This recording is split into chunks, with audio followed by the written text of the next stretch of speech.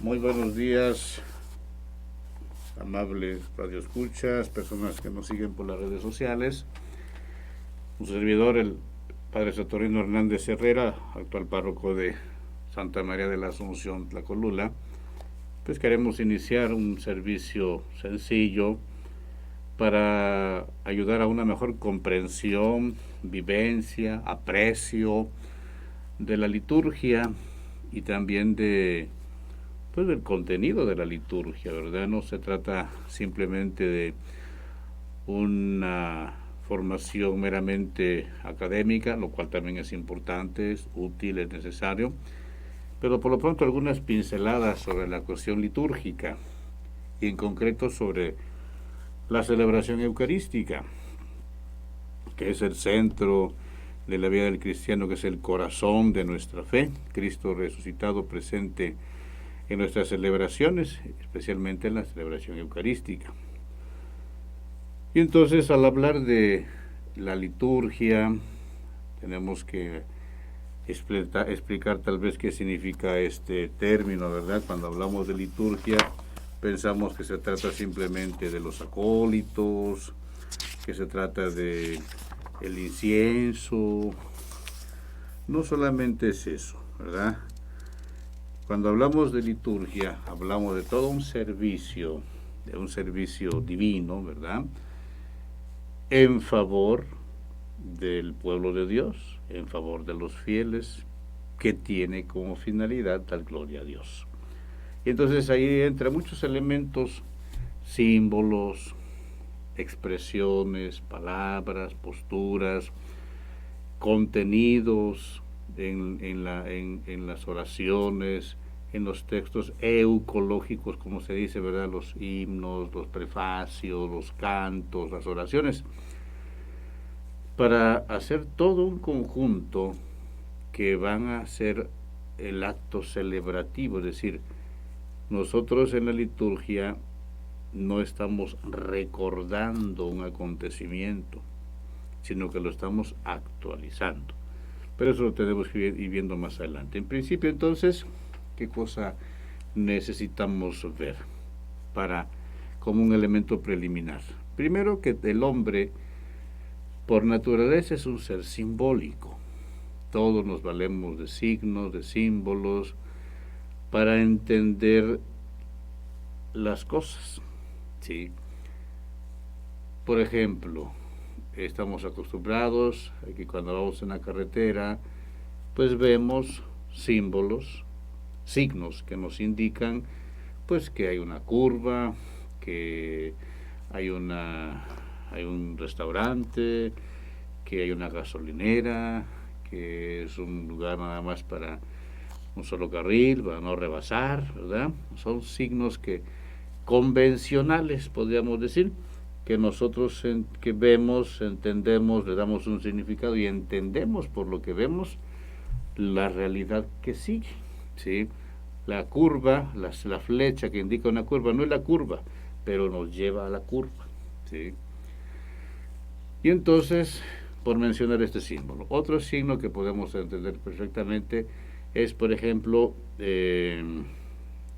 cuando nosotros expresamos nuestro estado de ánimo, de enojo, de tristeza, tenemos ciertas expresiones corporales que indican lo que nosotros tenemos, lo que nosotros sentimos, ¿verdad? Gestos. Hay movimientos en las manos que pueden expresar insulto incluso, e insultos fuertes que pueden exasperar los ánimos de las personas. Pueden expresar también esos mismos gestos una acogida, como por ejemplo un abrazo, ¿no? Puede expresar una expresión de cercanía, de ternura, de cariño, de amor, de solidaridad, ¿verdad? Son signos que expresan y de alguna forma pues, que hacen presente una realidad. Otro signo también muy conocido, unos anillos. Y en el contexto de una celebración de matrimonio, vamos a entender cómo el anillo es un simple aro de metal, un arillo de metal, pero que se le ha dado un significado.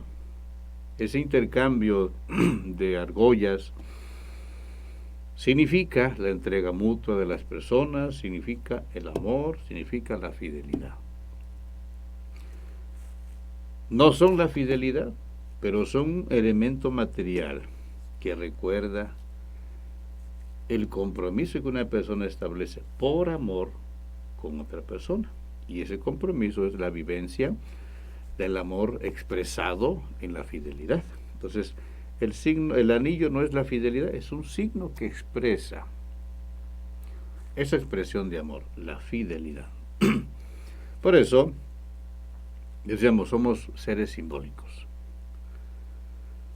Otro elemento, por ejemplo, simbólico muy conocido, pues es una bandera, la bandera nacional. Por ejemplo, alguien que por mucho tiempo ha estado en el extranjero y le toca, por ejemplo, que la celebración del Día de la Independencia en México le toca en otro país que no sea México, y va a la embajada o a algún lugar donde celebre el Día de la Independencia como fiesta de mexicanos, pues va a sentir una sensación, valga la expresión, pues de alegría, de orgullo, le siente el nacionalismo, pues, ¿no? Su bandera no es, la bandera no es el país, pero siente a través de ese signo la presencia de su país, de su gente, de sus costumbres, de su geografía, etc. Bueno, somos un ser simbólico. Lo mismo en la liturgia, tenemos muchos muchos simbolismos. Por ejemplo, pues los templos en sí mismos son un elemento simbólico, cargado de muchos elementos simbólicos, desde la fachada, las torres con sus campanas, ¿verdad? Los coros, las imágenes, el altar, la sede, el ambón, todos los elementos, incluso la decoración. Muchas veces hay templos que están llenos de elementos simbólicos y que no siempre entendemos. Simplemente, en el templo parroquial, en la puerta de entrada del curato al templo, hay 2 puertas de madera grandes, antiguas, que tienen unas cruces muy hermosas, de relieve en las puertas, ahí hermosas las cruces, obras artísticas realmente, pero abajo tienen unos elementos simbólicos. Tienen una D, una M, Viva María, tiene por ahí, o Virgen María, perdón, o tiene también, por ejemplo, JHS, y Jesús Hominum Salvator en latín, ¿verdad? Jesús Salvador de los hombres. O tiene por ahí una I estilizada con una S, una P y H de Joseph, de José, ¿sí? Entonces, estos elementos que a veces no percibimos, pero ahí están, son símbolos, son monogramas, se les dice, no son monogramas, son elementos simbólicos también. Por ejemplo, si vamos al templo de Santo Domingo, a Oaxaca, en el comulgatorio, ¿y eso dónde queda? El comulgatorio es lo que comúnmente decimos el barandal. Antiguamente allí se recibía la comunión de rodillas y la gente se apoyaba en ese barandal, llamado así, aunque su nombre propio es el comulgatorio. Bueno, si vemos ese comulgatorio, está lleno de elementos simbólicos propios de la Eucaristía. Está el trigo, están las uvas, está un panal, está el pan, desde luego, ¿verdad? Está la miel, y varios elementos que hablan de la Eucaristía, de la vida eterna, de la iglesia, etcétera. Todo un conjunto de elementos simbólicos. Los templos están así, y es que el símbolo no solamente nos remite a la realidad física, visible, palpable, sino que nos remite a una realidad trascendente, invisible, que plenifica el significado. Es decir, que nos habla de algo más todavía que lo que estamos viendo. Lo que se ve es importante, pero lo que se percibe por medio de lo que se ve es más importante todavía. Sí. Vemos una cruz y vemos, pues sí, un instrumento de muerte antiguo, de tortura, dos leños ahí, uno vertical, otro horizontal, sí. Pero cuando ya le hemos cargado el significado, sabemos que es la cruz, que nos recuerda el amor de Dios a nosotros, dándonos a su Hijo que muere en una cruz, ¿verdad? La cruz, signo de muerte, se convierte en un signo de vida. Signo del pecado se convierte en un signo de la gracia de Dios, un signo de la manifestación del amor de Dios. Entonces, estos elementos simbólicos son importantes, que los ponemos en cuenta, que los valoremos y que vayamos indagando también lo que eso significa. Claro está que el símbolo, cuando se define, se limita. O limitamos el significado, mejor dicho. ¿Sí? La cruz, sí, la de María Jesús. Eso es limitar el significado. Si analizamos más y meditamos, vamos a encontrar más elementos que explican el sentido de la cruz. Por ejemplo, una forma de entender los significados de los símbolos es la contemplación.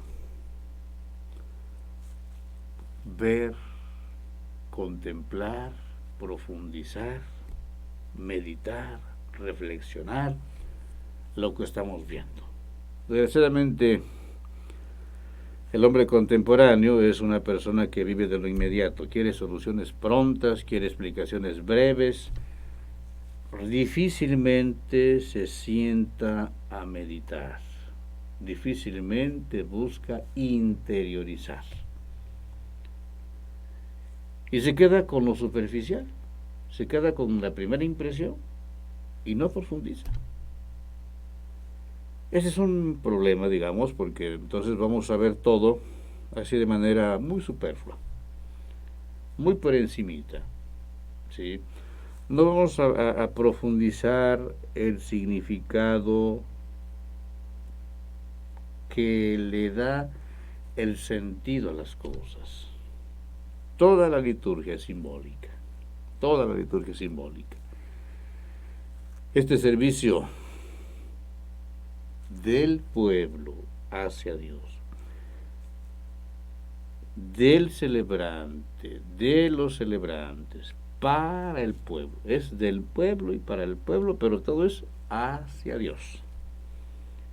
El pueblo también que se dirige a Dios está haciendo liturgia, está haciendo este servicio hacia Dios. Dios también que se abaja, que se hace presente en la liturgia, vamos a decirlo así, da lo que el hombre necesita. Por eso la liturgia busca, repito, la gloria de Dios, y darle gloria a Dios redunda en un beneficio especial para el hombre, la salvación. Entonces, por eso yo insisto en la necesidad de valorar todos nuestros actos litúrgicos. Porque también, por ejemplo, los sacerdotes hemos caído también en una, pues, no banalización necesariamente, pero sí también en una superficialidad en hacer las cosas, ¿sí? Por ejemplo, a veces nos ganan las prisas y nos piden una bendición de un objeto religioso. Llámese una cruz, un rosario, una imagen religiosa. Y a veces como estamos en la especie y la gente viene apurada y de repente nos agarra y quiere una bendición, pues sí, decimos la oración, ponemos agua bendita, digamos que lo formal se hizo. La oración, la palabra y el elemento simbólico, la oración y el agua. Pero también nos faltó un signo. Por ejemplo, el ponerse el alba con la estola, o por lo menos el alba. Y es una observación que, por ejemplo, hoy precisamente me preguntaron, no en el afán de ofender, sino de curiosidad, y después de querer instruir precisamente sobre estos elementos simbólicos.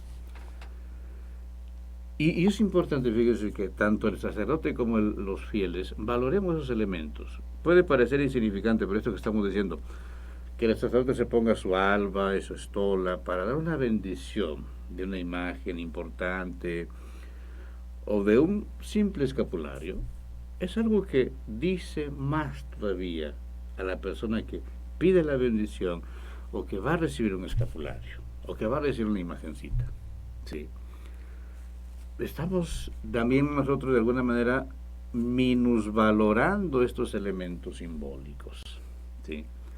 Al no tocarlos, no tratarlos con delicadeza, con respeto, no podemos tampoco reducir la acción a cumplir ciertas normas o, como se dice, rúbricas. Póngase esto, póngase aquello, o quítese esto, o evítese el otro. No, no podemos también caer en esos excesos, ¿verdad? Sino que busquemos la adecuada expresión de estos elementos. ¿Sí? Bueno. Todo esto que viene, porque le decía que necesitamos conocer y valorar mejor nuestra celebración de la Eucaristía, la celebración de los sacramentos, ¿sí? El respeto de los lugares litúrgicos, ¿sí? Una iglesia, un templo, que es lugar de encuentro con Dios, ¿verdad? Recuerden ustedes que los elementos simbólicos como el templo están consagrados, están dedicados a Dios. No es simplemente una bonita construcción artísticamente hablando, sino de un elemento simbólico en el cual se unen, se congregan, se dan cita los hombres y mujeres que en esos lugares buscan un encuentro con Dios.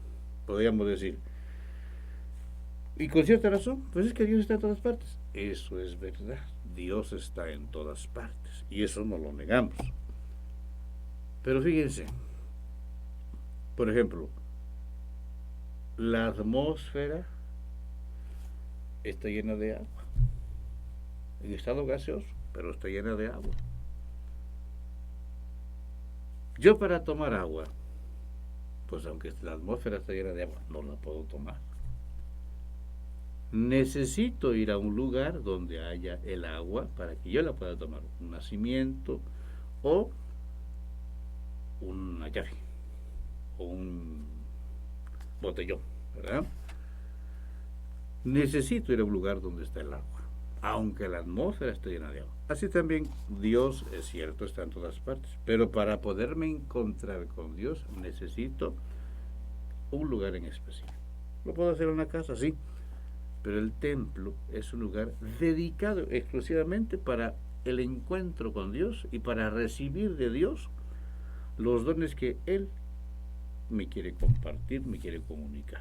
Entonces, fíjese la importancia del templo como lugar simbólico, por lo cual, pues las gentes a través de los tiempos, pues los remodelan, los hermosean. ¿Por qué? Porque es el lugar de encuentro con Dios. Esa es una de las primeras razones por las cuales en la celebración de la Eucaristía se debe celebrar siempre en el templo. Siempre en el templo. Padre, me gustaría que fuera a mi casa a celebrar la misa. Pues también me gustaría, pero el lugar por excelencia para la Eucaristía es el templo. El templo. ¿Sí? Porque es el lugar de la comunidad. La liturgia no es un acto privado, no es un acto familiar simplemente. Las celebraciones litúrgicas son celebraciones de la comunidad. Podríamos decir, sí, pero somos parte de la comunidad. Cierto, eres parte de la comunidad. Y si eres parte de la comunidad, entonces no excluyes a los que también son parte de la comunidad. Entonces, valorar en ese aspecto entonces el templo como lugar de encuentro con Dios. Y por eso no podemos hacer de nuestros templos simples salones de reuniones para la oración, para la alabanza. No, son lugares de encuentro con Dios. No podemos también reducir nuestros templos a museos. Ese es un alto riesgo que corremos también, sobre todo en los lugares donde tenemos templos coloniales. Hacerlos museos. Por lo hermoso de la decoración, por las obras de arte que ya encontramos, pinturas, esculturas, etcétera. Por algún detalle en especial que, según los historiadores del arte o de la historia, tenemos en nuestros lugares de culto. O sea, está bien que se valore, yo no he dicho que esté mal, está bien, pero no reduzcamos a un museo un lugar de culto. Eso ya sería como una descristianización de los lugares sagrados, de los lugares de culto. Veamos Europa, por ejemplo. Muchos templos son museos. Incluso algunos templos que los han vendido, porque a veces las diócesis están en bancarrota por alguna situación económica que no se pudo solventar, y se convierten en restaurantes, en bibliotecas, en museos, en muchas otras cosas, menos para lo que fueron destinados esos lugares y esas construcciones, el culto divino. Entonces, fíjense, este elemento, fíjense cuánto estamos hablando de un elemento simbólico solamente, ¿no? Del templo. Sí, del templo. Entonces, en la liturgia, en las celebraciones litúrgicas, aparecen varios actores, en el buen sentido de la palabra. Actores no que están actuando de manera ficticia, sino que están actuando efectivamente y realizando lo que se debe hacer en el momento y en el lugar oportuno. Por ejemplo, el sacerdote no se disfraza de Cristo, está haciendo las veces de Cristo. El pueblo de Dios no son los espectadores del espectáculo, valga la expresión, son participantes también, son celebradores de los acontecimientos que celebramos. Por eso, fíjese la importancia de la participación del pueblo de Dios. No es espectador, es un sujeto activo. Es decir, debe actuar, debe realizar lo que le toca. Esto lo veremos más adelante, ¿no? De los ministerios que existen en la liturgia eucarística, sobre todo, ¿no? Pero decíamos entonces, hay actores. Están los ministros sagrados, desde luego, ¿no? El obispo, el presbítero, el diácono. Está el pueblo de Dios, que tiene también su participación mediante varios servicios. Por ejemplo, el servicio del altar, que se le confía a los acólitos, o comúnmente llamados monaguillos, que pueden ser niños, pueden ser adultos, pueden ser niñas también. Está, por ejemplo, el ministerio del coro, el coro que no es simplemente la música de fondo, ¿no? El coro tiene la finalidad de animar la participación de los fieles. Están, por ejemplo, los lectores, o como le llamamos en nuestra comunidad, el servicio de proclamación de la palabra, que, abro un paréntesis nomás, que precisamente en nuestra comunidad se han pedido, o se ha tenido algunos años este servicio, porque cuando se invitaba a la asamblea, es que no puedo, es que no traigo lentes, es que me dan nervios, o busco otra persona. Entonces, para andar buscando a la mera hora, entonces por eso mejor se vio la oportunidad o la necesidad de buscar personas que constantemente, de una manera pues digna y con cierta preparación, nos ayuden en este video. Entonces también son parte de la celebración litúrgica de estos llamados ministerios, ¿sí? Estos ministerios, estos servicios, tienen como su punto de partida, su fuente, el sacerdocio de Cristo. Que el sacerdocio de Cristo tiene dos expresiones muy concretas. El llamado sacerdocio ministerial, que es el que tenemos nosotros los sacerdotes que fuimos ordenados para eso, a través, son sacramentos que recibimos para servir a la comunidad en nombre de Cristo. Y está el sacerdocio común, el sacerdocio de los fieles, ¿sí? Que en virtud del bautismo, tanto ellos como el sacerdote, tienen la posibilidad de ofrecer, de presentar su ofrenda a Dios, llámese oración, de petición, de acción de gracias, de alabanza, llámese el canto, ¿verdad? O la presentación de un propósito, de una ofrenda, que no necesariamente es material, sino de un propósito, de una actitud en la vida, están ejerciendo también los fieles laicos de esa forma su ministerio de sacerdotes comunes. Por eso, en la celebración de la misa, la participación de los fieles debe ser, como dice el Concilio Vaticano II, consciente, activa y plena. ¿Por qué? Porque al participar, el pueblo de Dios también se está presentando como un elemento simbólico.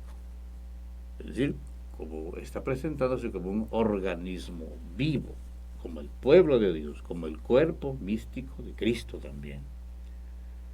Entonces, participación no puede ser, vuelvo a repetir, de espectador, no puede ser una participación pasiva. Por eso la misa, fíjense, no es un servicio religioso, como se le llama en otras denominaciones. Servicio religioso, no. El servicio religioso es donde tú vas, escuchas, pero hasta ahí nada más. Sí, se canta, se contesta alguna cosa, pero en el servicio religioso da la impresión de permanecer prácticamente ajenos. No se involucra a la persona. En cambio, en la celebración de la liturgia católica, de hecho, de entrada ya con la palabra celebración, el verbo celebrar, puede ser una connotación de fiesta. ¿Sí? Entonces, en una fiesta, pues hay participación de todos los invitados a la fiesta. Por ejemplo, cuando nos invitan a unos 15 años, a una boda, por ejemplo, una fiesta, cumpleaños, pero nos invitan no a que nos vayamos a sentar, o a que nos sentemos y empecemos a cabecear. Cuando nos invitan a una fiesta, pues vamos a lo que hay en una fiesta, a la comida, a platicar con la gente, a participar en ese ambiente de convivencia, de fraternidad, de amistad. Se participa en el baile. O sea, nadie está ajeno a un acto de esta naturaleza. Entra, se mete totalmente ese ambiente, ¿no? Entonces también en la celebración eucarística es así. Es una celebración. Implica entonces involucrarse, porque el celebrar no se hace de forma pasiva. Se participa de forma activa. Quien va a una fiesta a dormirse, pues mejor que vaya a su casa, ¿verdad? Y más a gusto se puede acostar en su camita y descansaría mejor. Pero si va a una fiesta, pues es para que se involucre, vuelvo a repetir. Así también en la Eucaristía. Hay la necesidad de involucrarnos para que nuestra participación sea realmente como se debe. Consciente, activa y plena. Es decir, saber a lo que vas. Es decir, involúcrate en lo que se va a hacer. Plena. Y con intensidad haz lo que vayas a hacer. ¿Sí? A veces yo les digo que tenemos muchas misas de cuerpo presente. ¿En qué consiste? Pues que sí están en misa, pero como si no estuvieran. De cuerpo presente están como los difuntos, nomás están puestos ahí. No hablan, no oyen, no ven. Que hay mucha gente viva, ¿cierto? Pero de cuerpo presente está, se para, se sienta, no sabemos si escucha, o si escucha no sabemos si está poniendo atención, no sabemos si está haciendo suyo el mensaje, ¿verdad? Pero ahí está, nomás de aparato. ¿Sí? Luce mejor las bancas a veces. Entonces, como la participación es plena, en el sentido de que se involucra cantando, participando, contestando, comulgando. Imagínense ustedes, por ejemplo, en ese elemento hermosísimo de la celebración, elemento simbólico, donde no solamente la persona está, sino que se involucra recibiendo el banquete por excelencia que es Cristo, ¿no? Vas a una fiesta de tu mejor amigo y te invita a comer y te dice, siéntate a la mesa, vamos a comer. Ya comí, no tengo hambre. Entonces, ¿qué viniste a la fiesta, no? Sí. Así la Eucaristía. Tiene que ser una participación plena, total. Bueno, decíamos todo esto por lo que estamos hablando de los elementos simbólicos, ¿sí? Que decíamos que el pueblo de Dios no es un simple espectador, sino que es un celebrador también. El sacerdote preside la Eucaristía, eso sí, en el nombre de Cristo, hace las veces de Cristo, está en persona de Cristo, presidiendo la Eucaristía. Sí, presidiendo, está al frente, pues, ¿no? No es el que solo celebra, no, el sacerdote no puede celebrar solo. Siempre debe celebrar con el pueblo de Dios, ¿sí? Siempre debe celebrar con el pueblo de Dios. Aquí nomás hago un paréntesis, por ejemplo, cuando un sacerdote, bueno, nosotros los sacerdotes tenemos, no por obligación, llamémoslo así, sino por un deber y por una necesidad espiritual, tenemos el deber de celebrar la Eucaristía diariamente. Si por alguna circunstancia en especial no va a poder celebrar en alguna hora del día, bueno, que el sacerdote busque la forma de celebrar su misa por lo menos solo. Ah, caray, sí, señor. ¿Por qué? Porque el sacerdote, cuando celebra la Eucaristía, aunque sea solo, está haciendo una acción de la iglesia y para la iglesia. No está físicamente, pero a través de las intenciones que se presentan en la misa, pues está siendo presente el pueblo de Dios. Y aun cuando no hubiera alguna intención, el sacerdote siempre ofrece por el pueblo de Dios la Eucaristía. Siempre, siempre, siempre. Por los vivos y por los difuntos. Siempre. Lo pida la gente o no lo pida la gente, siempre el sacerdote estará ofreciendo la Eucaristía por los vivos y por los difuntos.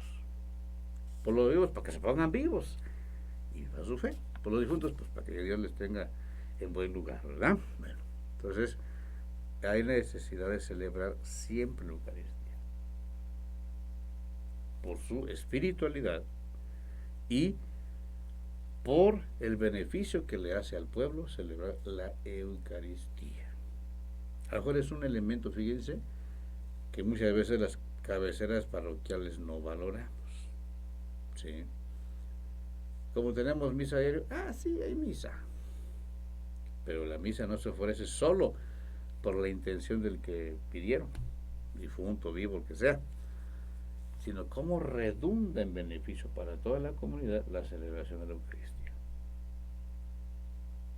¿Sí? Si hay beneficio no participando físicamente, ¿cuánto más beneficio obtendríamos si participáramos físicamente en la Eucaristía? Bueno, entonces volvemos a esto, el elemento simbólico de la vida del hombre. Entonces decimos que la misa es un acto también simbólico, no es un simple servicio litúrgico. Y cuando decimos que es un ejercicio simbólico también, no estamos diciendo, representa o significa, o sea, no. Aquí hay un elemento importante de la liturgia católica, que la participación del Espíritu Santo hace presente realmente y de forma efectiva la salvación que Cristo nos consiguió con su muerte y resurrección. Lo que celebramos en la misa no es un recuerdo de la última cena. No. Estamos celebrando la entrega total de Cristo por amor a la humanidad. Estamos celebrando que ese amor nos ha perdonado, nos ha salvado. Por eso que es importante la liturgia de la Eucaristía, la liturgia eucarística o la celebración de la misa en los domingos sobre todo, ¿verdad? Bien. ¿Qué más? Fíjese que decíamos que un elemento importante para entender la simbología es la contemplación. Fíjese que ahora ya no se ve tanto, les decía, pero muchos, por ejemplo, los pueblos indígenas, nuestros antepasados, o todavía los pueblos que tienen muchos elementos de cultura indígena, como es la lengua, el idioma, como decimos comúnmente, ellos vienen, o en lugares donde hay presencia marcada de hermanos con cultura indígena, tiene mucho la contemplación, el descubrir la profundidad del símbolo. Un elemento simbólico importante, por ejemplo, del siglo XVI, la tilma de Juan Diego. A partir de la contemplación que los antiguos hacían en la imagen de Guadalupe, fueron entendiendo todo ese simbolismo, ¿no? Es un lienzo tan lleno de simbolismos que ellos se tardaban horas interpretando, profundizando en la meditación, en la contemplación, el simbolismo. Hace falta retomar eso, ¿verdad? El simbolismo. Por ejemplo, cuando celebramos un sacramento, pareciera que los participantes, papás y padres, somos meros espectadores y que el padre hace su chambita que nosotros le pedimos.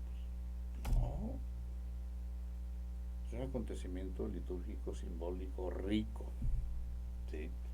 Que ayuda al cristiano a unirse más a Dios o a recibir de Dios una gracia especial, ¿sí?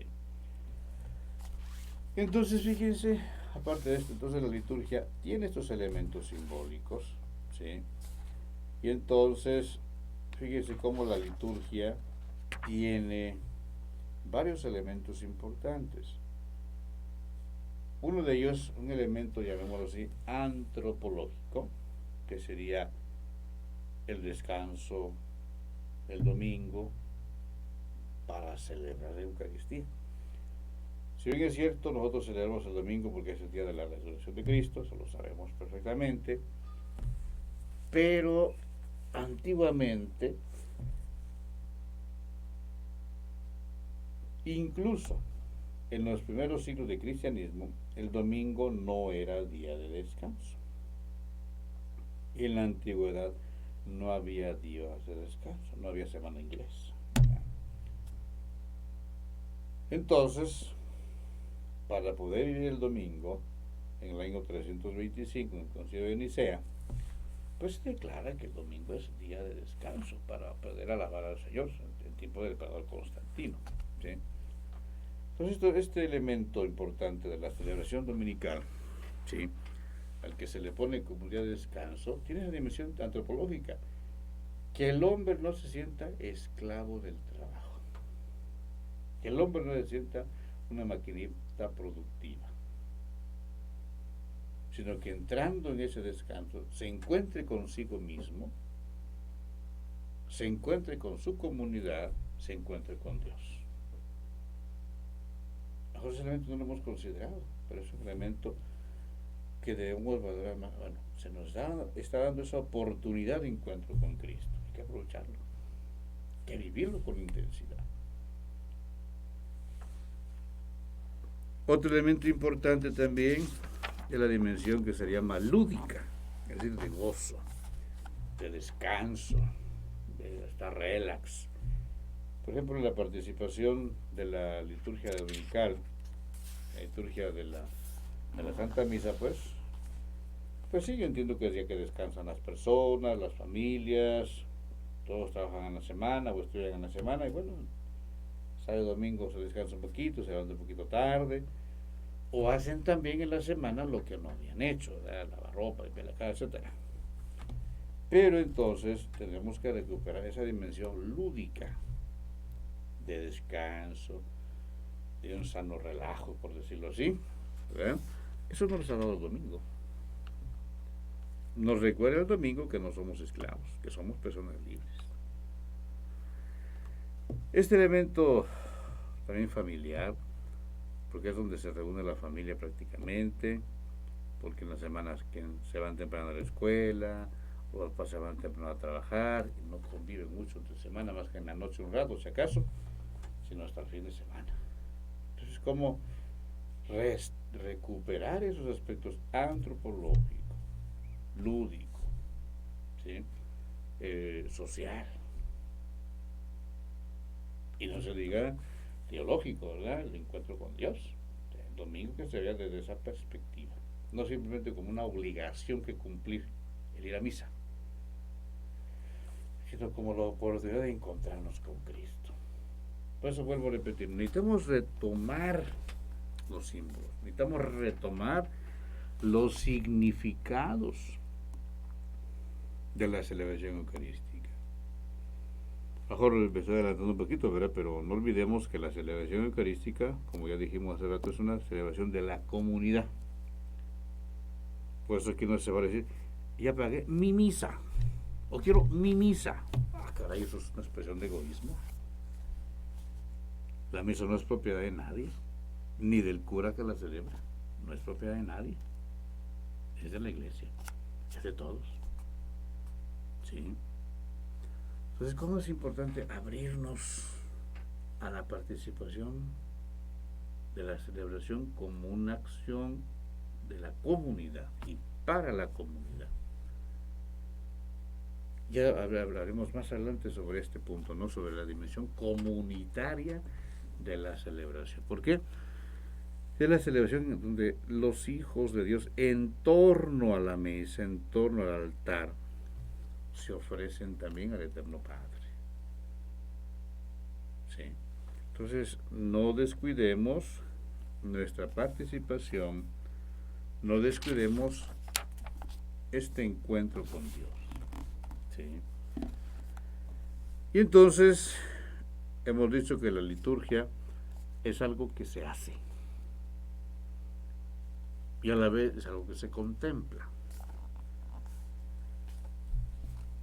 Existe una frase atribuida a San Benito, pero los benedictinos siempre dicen de San Benito, pero es necesario entenderla, ¿no? Como dice, ora et labora, ora y trabaja. El orar no solamente está en el abrir el corazón a Dios mediante el diálogo amoroso con Él, sino en la participación también de la liturgia. ¿Sí? ¿Por qué? Porque necesitamos nosotros en la liturgia pues cargar las baterías, por decirlo de esta manera. ¿Sí? Yo he estado repitiendo que no participar de la misa del domingo es quedarse una semana sin gracia de Dios. ¿Sí? Y entonces, retomar esto de la liturgia como elemento de la comunidad para poder nosotros entonces valorar la presencia de la comunidad. Bueno, otro elemento, aparte decíamos que el hombre es un ser simbólico, tiene todo hasta donde nos lleva el simbolismo. También el hombre es un hombre, el hombre es un ser, una persona ritual o ritualista. El hombre es un animal ritual, dicen algunos antropólogos, ¿no?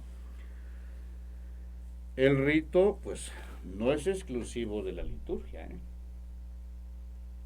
La forma de hacer ciertas cosas no es solamente de la liturgia, ¿sí? Hay celebraciones que tienen ciertos ritos. Por ejemplo, los honores a la bandera. Tiene un rito también, ¿sí? Desde cómo se saluda, cuando se canta el himno, se dice una poesía o alguna cosa así. Hay ritos, vivimos de ritos, hacemos las cosas según una secuencia. Por ejemplo, cuando una persona se va a casar y va el huehuete o en algunos lugares le llaman el chagol o el chigol, que es como una de las personas así con cierta autoridad que conocen las costumbres y tradiciones de pueblos, pues ellos también tienen un rito, cómo se dirigen a las personas, qué hacen, a qué horas rezan, cuándo se toman una copita de mezcal. O sea, tienen un rito también ellos. ¿Sí? Otro también, por ejemplo, que podemos ver en los desfiles, ¿no? Es un rito también, ¿no? Que va primero, no sé, la banda, la bandera y se hacen estas cosas. Somos personas rituales, ¿sí? Y a través del rito queremos ir dándole una expresión visible de lo invisible, ¿sí? En la liturgia tenemos muchos elementos simbólicos en los ritos, por ejemplo, y poner las manos. Forma parte de muchos ritos. Cuando bautizamos, cuando confirmamos, cuando ordenan a un sacerdote, cuando celebramos la Eucaristía también imponemos manos, ¿verdad? El simbolismo de esta imposición es transmitir una misión, transmitir un poder, ¿sí? Transmitir una misión, decíamos, ¿no? Entonces, estas formas son propias de nuestra naturaleza humana. Incluso, fíjense, en la relación de, por ejemplo, de una pareja, también tiene ciertos ritos cuando se ven, cómo se ven, etcétera, ¿no? Siguen ciertos lineamientos, ¿sí? Entonces, somos seres también rituales. Sí, somos seres rituales. Incluso, no solamente en el contexto religioso o cívico, sino a nivel personal, vivimos de muchos ritos. Por ejemplo, cuando te levantas, ¿no? ¿Qué haces cuando te bañas? ¿Qué te pones primero? ¿O qué te pones después, verdad? Hay una forma de hacer las cosas. Tenemos ciertos ritos, ¿sí? Lo mismo, por ejemplo, en la religión tenemos esos ritos como una práctica social, ¿sí? Donde nosotros expresamos en ritos y que alguien sea agregado a una comunidad, ¿sí? Este rito, por ejemplo, social de agregar a la comunidad se hace en el bautismo. Cuando se recibe en la puerta al que va a ser bautizado y se le hace la señal de la cruz, con las debidas advertencias a los papás, ¿no? Es una forma, ¿verdad?, de agregar a una comunidad, a una sociedad, un nuevo miembro, ¿sí? Esto en cuanto a los ritos, ¿verdad? Pero fíjense cómo el rito no es algo inamovible. No es algo del cual no nos podemos salir. No, fíjense, hay ciertas libertades dentro de un rito, ¿sí? ¿Qué se puede hacer antes? ¿Qué se puede hacer al final? O sea, uno va colocando, ¿sí?, expresiones rituales. Va convocando expresiones rituales. ¿Qué es el primero? ¿Qué es el después? ¿Verdad? En la liturgia, estos rituales nos hacen ir viviendo cada momento como una oportunidad de encuentro con Dios a través de los símbolos. Cómo el cristiano o el creyente se va involucrando a través de los ritos en un ambiente celebrativo. Es la finalidad del rito.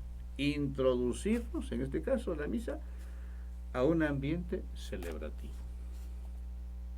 Por eso vuelvo a repetir, o mejor dicho, retomo lo que no terminé. Que la celebración, que la misa es una celebración, es una fiesta. Y los ritos nos introducen en esa fiesta.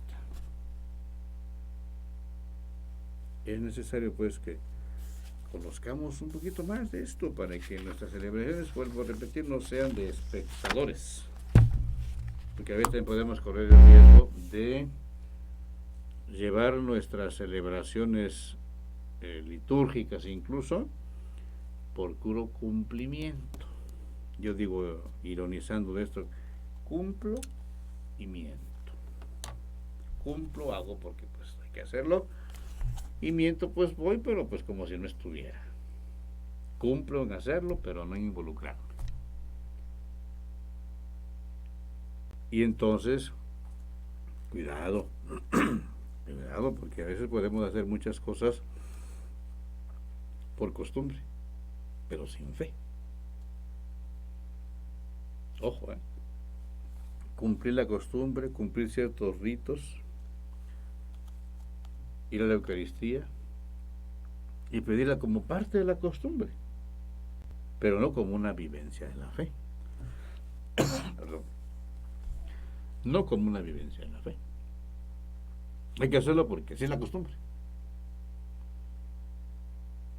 pero sin sentido. O no involucramos todo nuestro ser en esa participación. Por eso, vuelvo a repetir, ¿no?, que en esos acontecimientos simbólicos, en esos ritos que celebramos, son para involucrarnos en una participación plena de las celebraciones, de los misterios cristianos. Pues en esta primera intervención simplemente queremos hacer esta introducción, ¿verdad?, de cómo debemos profundizar en este tipo de celebraciones todos los elementos bíblicos, patrísticos, teológicos, simbólicos de la celebración, ¿sí? Que no cumplamos con un precepto, porque está mandado y hay que ir. No, sino que vayamos enriqueciendo nuestra fe con el conocimiento también de estos elementos. La fe busca profundizar, no es simplemente aceptación. La fe también es inquieta y busca profundizar, conocer, analizar todo lo que tiene a su alrededor, todo lo que la puede llevar más todavía al encuentro con Dios. Entonces, estudiar también es un elemento importante en la vida cristiana para poder vivir mejor la fe. No solamente comprenderla, sino vivirla mejor. Queridísimos radioescuchas, participantes a través de redes sociales, pues estamos aquí analizando estos puntitos. Tendremos más días, más elementos, ¿sí?, para ir entendiendo mejor nuestras celebraciones. Por el momento, con esta intervención podemos quedarnos, ya tendremos otra más adelante, para que podamos vivir nuestra Santa Misa, nuestros sacramentos, nuestra liturgia cristiana católica, con un verdadero conocimiento y con una gran profundización. Que nuestra fe se enriquezca también a través de los elementos que se nos irán dando, que iremos ofreciendo, pues para que esto no quede simplemente un conocimiento meramente teórico, sino una práctica fiel de los misterios de Dios nuestro Señor. Muchas gracias.